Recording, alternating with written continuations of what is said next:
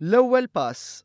Hekk kien deskritt mill-Prim Ministru Joseph Muscat il-ftehim dwar pjantazzjoni li ntlaħaq fit-tmiem tal-Valletta Summit. A broad agreement that this should be a two-way traffic agreement in the sense that this is a first step to establish a wide-ranging cooperation between Europe and Africa.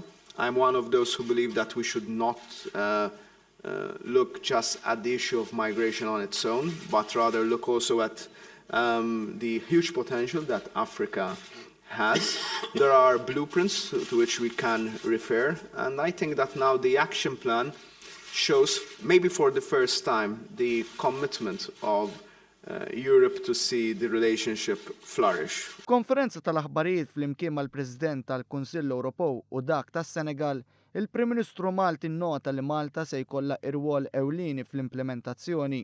Dan meta fl-2017 tieħu l-Presidenza. We intend as Maltese Presidency of Council coming in January 2017 to take up the implementation of this action plan, see what has been done, what hasn't been done, and to come up with a follow-up during our presidency in the beginning of 2017.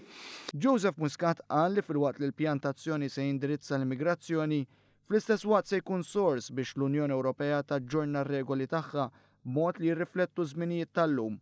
Il-Prim Ministru qal li l-Ewropa kemm il-darba kienet kritikata dwar l-attitudni passiva quddiem l-immigrazzjoni, iżda sostna li issa dan hu mument fejn l-Ewropej għandhom ikunu kburin. I must say I'm a proud European because Europe is definitely the only group of countries in the world that is trying to act together and is doing something tangible in a way to forge a partnership with Africa that looks beyond just money, that looks beyond just the economic development, but I hope that today we have sowed the seeds of something that can be much more long-term and a genuine partnership.